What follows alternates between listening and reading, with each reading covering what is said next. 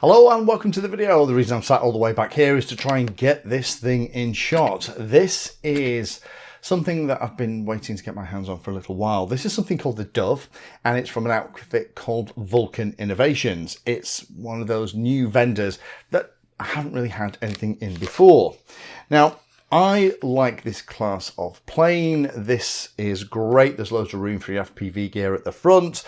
Nice big wings. It has that kind of tail stuck out the bottom. Very similar to lots of those kind of planes that are around. It's a relatively high wing layout, which means it's almost Bixler-like. Now, I really used to like things like the Bixler from Hobby King, and I used to fly them a lot. They were incredible for learning to fly, but they were also incredibly forgiving too.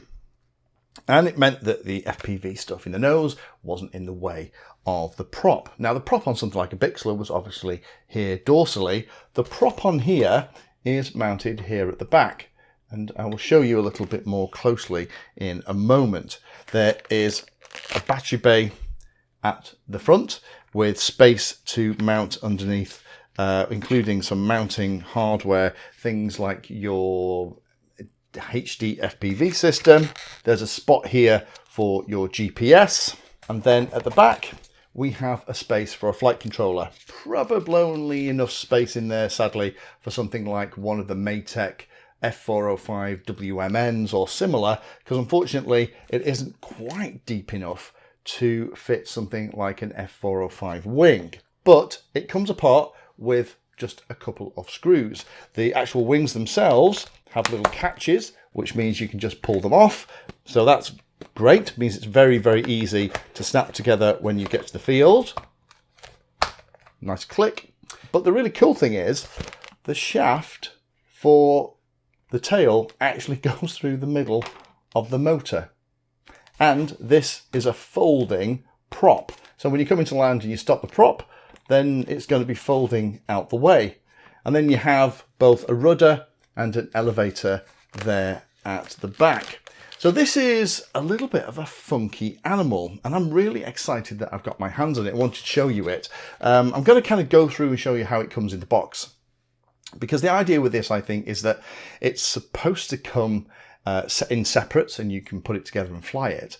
However, you can also then take it apart and keep and transport it in the box, which is a brilliant idea. However, there's only one gotcha with that, and I have fed that VAT to Vulcan Innovations. So let me just talk about the specs while I unbox it.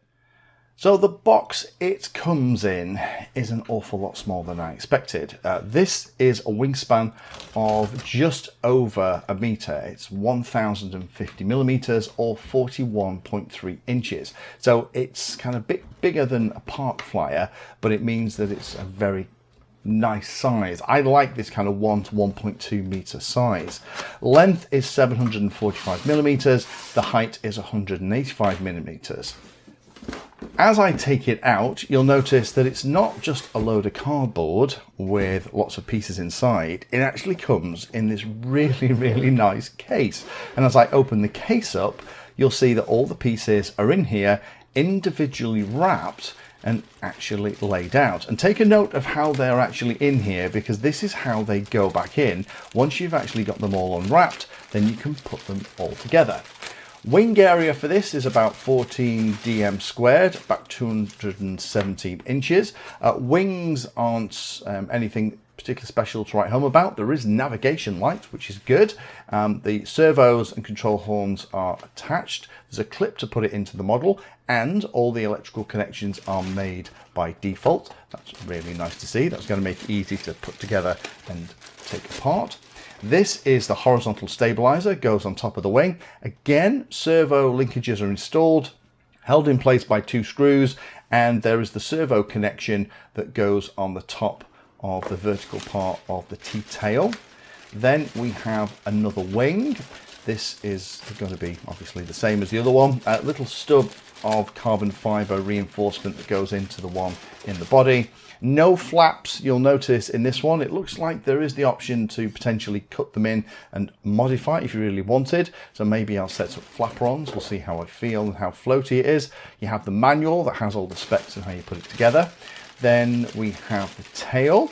The tail is a little bit funky, as you'll see in a moment. So we have a carbon fiber rod, vertical stabilizer, again with a light at the back.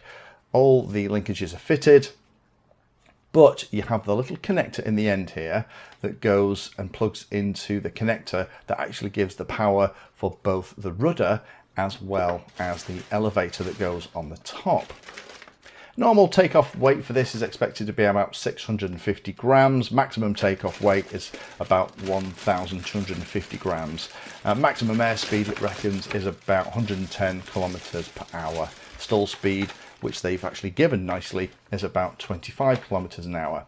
So, decent sized battery bay. The battery itself is quite high up. Loads of room at the front for modern HD FPV cameras. Then we have a little hatch here for a GPS, and this bit behind it doesn't come off because it looks like something up here comes off, but actually the back part with the labels on, with the warning labels, does, and under there is the unit for where you're going to put your flight controller.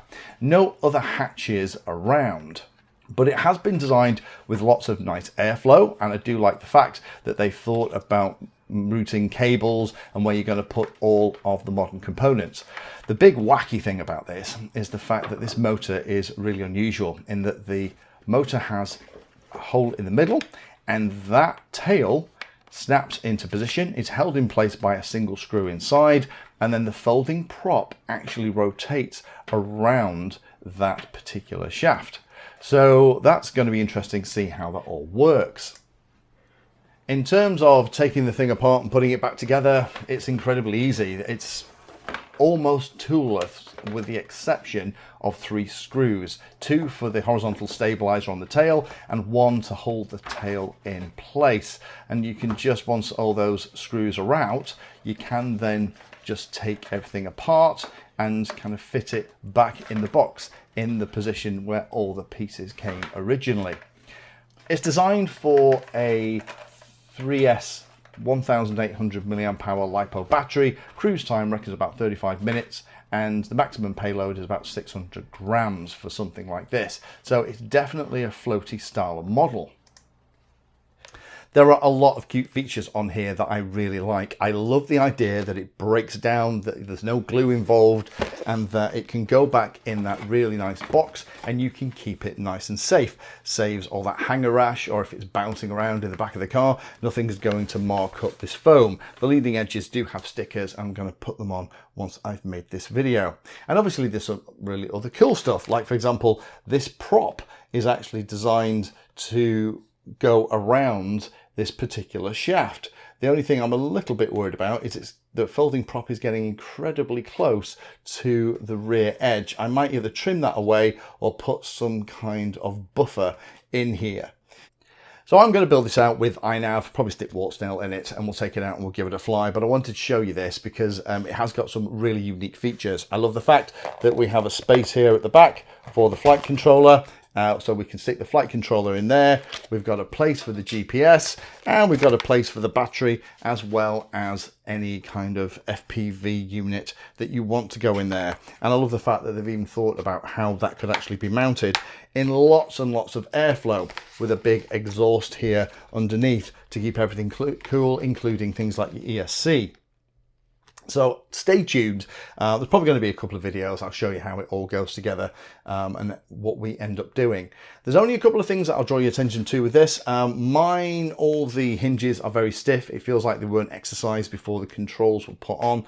I will probably just undo the linkages to the servo and just exercise them so they're nice and free moving. I don't want the servos to be fighting the hinges.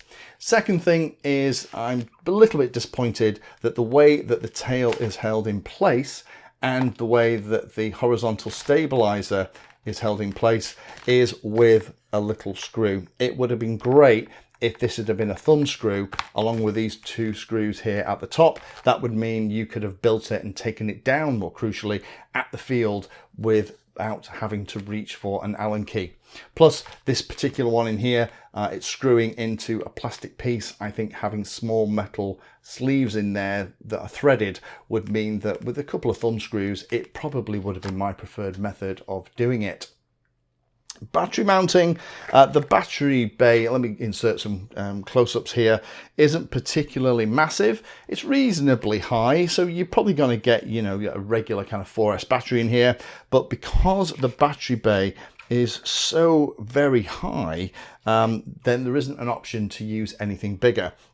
So let me just hold on and stop the video here. This little bit of video right now has been inserted after I shot and was editing up that original stuff.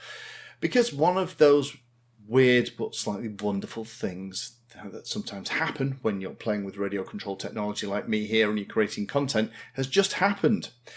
I fed back all of my thoughts, ideas and suggestions for how to improve this model back to Vulcan Innovation, and amazingly they have listened.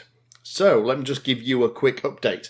So if you're watching this and you're interested in this model, this is now, I guess, a pre-production unit because they're now tweaked a few things. So let me talk about the stuff they've changed. They absolutely listened to the feedback regarding the hinges being a little stiff. I think that could be negated by them being exercised a lot before the servos are actually connected. That would make them a little bit more flexible. However, the feedback from Vulcan is that if they make it too thin, then unfortunately there are issues with the hinges actually being made in production. So it's more tricky for them to make them thinner. I'm interested in whether or not they can continue to improve and look at that.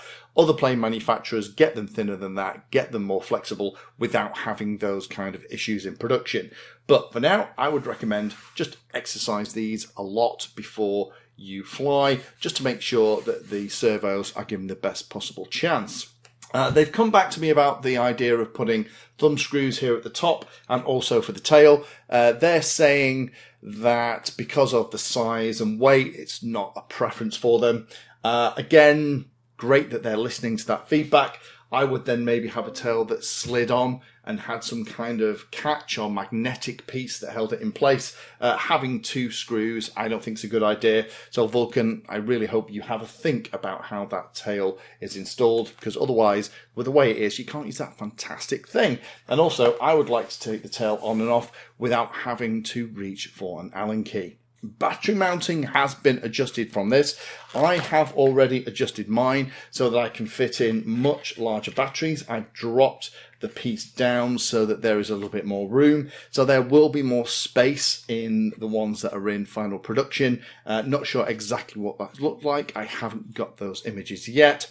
And the really nice thing is that idea of having a tunnel between where the GPS is placed and where the flight controller is placed, and having some way to run a cable between the two.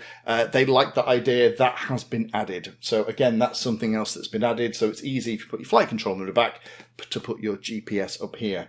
But I wanted to feed that back, that Vulcan Innovation are actually listening to what people say. That's an incredibly positive point. Again, I definitely hope that they continue to look at how they can do the hinges. I definitely hope they can look at how they can make the connection of the tail and the horizontal stabilizer toolless to get it in and out the box. But I'm very happy that they've looked at the battery mounting to improve that, and they've added that GPS tunnel.